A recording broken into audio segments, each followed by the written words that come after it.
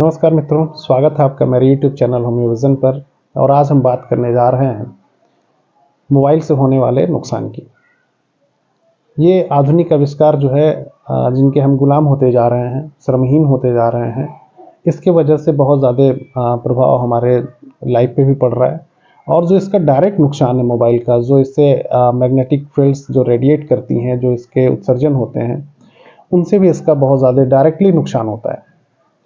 और इसी वजह से एक मानक तय किया गया कि अगर मोबाइल की SAR वैल्यू यानी स्पेसिफिक एब्जॉर्प्शन रेट, जो विकिरण उससे निकलती है, वो हमारे शरीर, हमारे सेल द्वारा एब्जॉर्ब किया जाता है।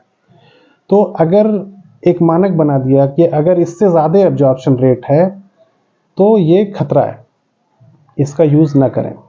अगर आपके मोबाइल का SAR वैल्यू अगर 1.6 वाट पर केजी से नीचे है तो ये आप मोबाइल प्रयोग कर सकते हैं। अब ये इसको जानेंगे कैसे? इसके जानने का भी एक तरीका है। आप *#07# डायल कीजिए तो आपके स्क्रीन पे डिस्प्ले हो जाएगी कि आपके मोबाइल की SAR वैल्यू क्या है। अगर 1.6 वाट पर केजी से ऊपर है तो आप उससे तुरंत छोड़ दीजिए, फिर अच्छा मोबाइल लाइए जिसकी वैल्यू 1.6 वाट पर केजी से नीचे है। ठीक है, तो ये तो एक मानक की बात हो गई। तो ये मानक क्यों तय किया गया? क्योंकि इससे निकलने वाले जो विकिरण है वो नुकसान करते हैं, इसीलिए तय किया गया। और तमाम रिसर्च अभी चल रहे हैं जो कंटिन्यूस प्रोसेस में है, और तमाम रिसर्च हुए भी हैं जिससे ये पता चलता है कि नहीं, इसका डायरेक्ट इनडायरेक्ट नुकसान तो है ही है। क्योंकि हम इसके गुलाम हो चुके हैं, इसके बगैर मेरा काम नहीं चलने वाला है। लेकिन फिर भी बचा तो जा सकता है, नुकसान में कमी किया जा सकता है। और इसका क्या क्या नुकसान हो सकता है, कुछ लक्षण मैं आपको बता दूं। सबसे पहले तो आप मोबाइल यूज़ जब करते हैं तो कंटिन्यूस एक छोटा सा डिस्प्ले है 6-7 इंच का, उस पर आप देखते रहते हैं। इस आंखों का होने वाले नुकसान को स्मार्टफोन विजन सिंड्रोम भी बोलते हैं। इससे हमारे आंखों पे जो तनाव बढ़ता है, इसके तनाव की वजह से बहुत सारी दिक्कतें आती हैं। एक तो आंखों में सूखापन आने लगता है, पलक झपकाने में आपको तकलीफ होगी, बर्निंग होगी, तमाम दिक्कतें आएंगी। दूसरा कि जो बच्चे मोबाइल यूज़ करते हैं बहुत नज़दीक से, तो उनका जो आंखों के जो मसल्स होते हैं वो कंटिन्यूस यूज़ करने के कारण वो लूज़ कर जाते हैं। तो इसके वजह से उनमें भेगापन देखने को मिल रहा है,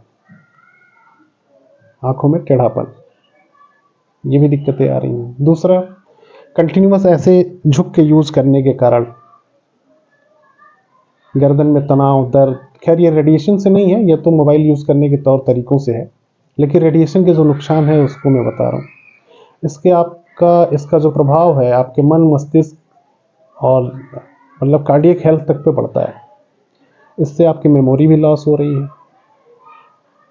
वैसे भी आप समझ लें कि जैसे पहले जो बेसिक फ़ोन जब हुआ करते थे, तो जिसके यहाँ भी बेसिक फ़ोन हो या किसी से भी पूछ लीजिए, जिसके यहाँ फ़ोन नहीं भी हुआ करता था, उसको भी अपने दोस्त मित्रों रिश्तेदारों के 10-20 नंबर तो याद रहते ही थे। और आज अपना नंबर भी बताने में एक बार सोचना पड़ता है कि सही बोलें या गलत बोलें। तो मेमोरी तो चली गई फ़ोन में, अपने मेमोरी का उपयोग हो गया कम, शारीरिक श्रम हो गया कम। बैठे बैठे ऑनलाइन ऑर्डर कर दिया, डिलीवरी वाला घर दे गया, सब्जी, दाल, चावल, चीनी, जो भी। तो फिजिकल वर्क तो कम हो गया। किसी से मिलना है तो फ़ोन से ही बात हो गई, मिलने की ज़रूरत ही क्या है। तो प्रत्यक्ष अप्रत्यक्ष रूप से नुकसान ही हो रहा है। और आँखों के अलावा ये हमारे कार्डियक हेल्थ पे भी इफ़ेक्ट डाल रहा है। ये हमारे स्लीप साइकिल को डिस्टर्ब कर रहा है। ये नींद तो डिस्टर्ब कर ही रहा है, साथ में ये अवसाद का कारण भी बन रहा है। डिप्रेशन में भी लोग चले जा रहे हैं। ये फर्टिलिटी रेट को भी प्रभावित करता है, स्पर्म काउंट को कम करता है। तो मोबाइल से इस तरह से बहुत ज़्यादा नुकसान है। अब इससे बचा कैसे जाए? तो बचने के लिए सबसे पहली चीज़ तो आप ये समझ लीजिए कि अगर आप मोबाइल 2 घंटे से ज़्यादा अगर पर डे यूज़ कर रहे हैं, तो आप कम से कम मोबाइल यूज़ करते समय एंटी ग्लेयर ग्लास का उपयोग करिए या ब्लू कट ग्लास का उपयोग करिए। ठीक है, जिससे इससे निकलने वाली ब्लू रेज जो है आपके आंखों तक न पहुँचे। दूसरा कि मोबाइल को आप रीडिंग मोड पे कर लीजिए, जिससे ब्लू रेज कम निकलती हैं, जो आपको नुकसान कम करेंगी। ठीक है। तीसरी चीज़ कि सोते समय मोबाइल को कम से कम साइलेंट पे करके रखिए, ठीक है, और शरीर से दूर रखिए, कम से कम 1 मीटर दूर रखिए। तो इसके होने वाले नुकसान में कमी आ सकती है या बच सकते हैं। बहुत देर तक कान पर सटा के मोबाइल का प्रयोग न करें, बात कम करें। अगर नेटवर्क कमज़ोर है, बार बार छोड़ रहा है, पकड़ रहा है, ऐसे कंडीशन में भी आप मोबाइल का उपयोग न करें, क्योंकि सर्चिंग अवस्था में रेडिएशंस बहुत ज़्यादा होते हैं, तो ये आपके लिए नुकसानदायक हो सकता है। या अगर मोबाइल फ़ोन आपका डिस्चार्ज के कंडीशन में है, ठीक है, उस समय भी इसका उपयोग कम करें। तीसरी चीज़ कि अगर आप मोबाइल यूज़ करते हैं तो हैंड फ्री यूज़ करें। हालांकि मैं भी जानता हूं कि बहुत सारी बातें हैंड फ्री नहीं हो सकती हैं, लेकिन जितना संभव हो उतनी कोशिश तो आप करें ही, ठीक है। और हैंड फ्री के अलावा जैसे बहुत सारे लोग ईयरबड का यूज़ करते हैं, तो ईयरबड से भी फंगल इन्फेक्शन की संभावनाएं बनी रहती हैं। तो सबसे सेफ है हैंड फ्री, ठीक है। और मजबूरी में आप जैसे उपयोग कर ले वो अलग बात है। इससे बहुत सारे न्यूरोडिजेनरेटिव डिसऑर्डर्स भी होने लगे हैं, ठीक है। तो बहुत देर तक जैसे हाथ में लेके मोबाइल रखना ये अच्छा नहीं है। आपको अगर देर तक देखना है तो आप एक स्टैंड लीजिए, स्टैंड पे लगाइए और थोड़ी दूरी बना के देखिए। ग्लास का उपयोग तो कर ही रहे हैं, आप थोड़ी दूरी भी बना के देखेंगे तो और अच्छी बात है, ठीक है। और भी तमाम तरीके हैं इससे बचने के, जैसे आप लेफ्ट साइड में पॉकेट में मोबाइल न रखें, इससे जो है कार्डियक रिदम भी प्रभावित हो सकता है। जिनको पेसमेकर लगा है वो इस बात का विशेष ध्यान रखेंगे।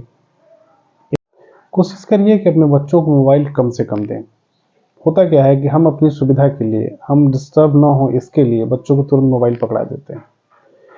जैसे कोई महिला है, काम कर रही किचन में, बच्चा डिस्टर्ब कर रहा, मोबाइल पकड़ा दिया ताकि काम में डिस्टर्बेंस ना हो, ठीक है। टीवी देख रहे हैं, सीरियल देख रहे हैं, बहुत ज़्यादा डिस्टर्ब कर रहा है, उसको पकड़ा दिया मोबाइल। और मोबाइल के लिए अगर जिद कर रहा है तो आपसे गुजारिश है कि मोबाइल के लिए अगर रो रहा है ये आप बर्दाश्त कर लीजिए, ये अच्छी बात है। लेकिन मोबाइल से होने वाले नुकसान से जब रोना पड़ेगा तब फिर पछताने के अलावा कोई चारा नहीं रह जाएगा। तो इसलिए कोशिश करें कि बच्चों को मोबाइल कम से कम दें। खासतौर से जो छोटे बच्चे हैं, 12-13 साल से कम उम्र के बच्चे हैं, उन्हें जितना हो सके मोबाइल का प्रयोग कम करने दें। अगर आपको नुकसान हो ही गया तो आप करेंगे क्या? तो मित्रों, मैं आपको स्पष्ट रूप से एक बात बता दूं कि बाकी किसी विधा के बारे में तो मैं बहुत ज़्यादा नहीं जानता, लेकिन जहाँ तक मैं होम्योपैथी को समझता हूँ और इस नाते एक होम्योपैथ होने के नाते आपको बता दें कि आप दुनिया की सबसे ऑथेंटिक रिपोर्टरी में से एक जो सिंथेसिस रिपोर्टरी है, आप इसके जनरल चैप्टर को जब खोलेंगे, अगर आप चिकित्सक हैं, आप होम्योपैथी विधा से रिलेटेड हैं, तो आप इस बात को बखूबी समझ सकते हैं। आप जनरल चैप्टर खोलिए, जनरल चैप्टर में एलिमेंट फ्रॉम खोलिए, एलिमेंट फ्रॉम में मोबाइल फ़ोन की रूब्रिक दिखेगी, उसको जब क्लिक करेंगे तो उसमें एक मेडिसिन दी हुई है, बेलिस पेरेनिस स्पेजिरिकस। तो ये मेडिसिन एक दिया हुआ है एलिमेंट फ्रॉम मोबाइल फ़ोन में।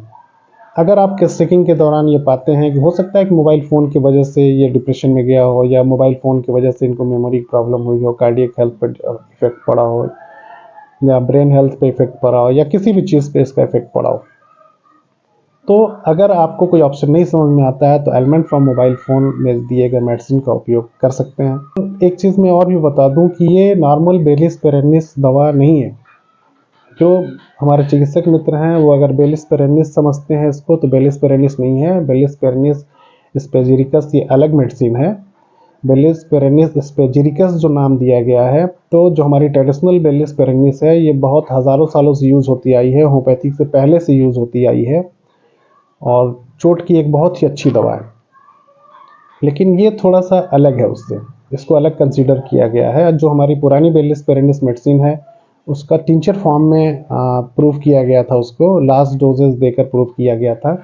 लेकिन इसमें जो एस्पेरिगिस शब्द यूज़ किया गया है, ये एक ऐसा टर्म है जिसका मतलब होता है कि किसी चीज़ से मेडिसिनल वैल्यू का, कोई प्लांट है उससे मेडिसिनल वैल्यू को कैसे एक्सट्रैक्ट किया जाए, ये एक नए तरीके से बनाई गई मेडिसिन है और पोटेंटाइज फॉर्म में इसको प्रूव किया गया है।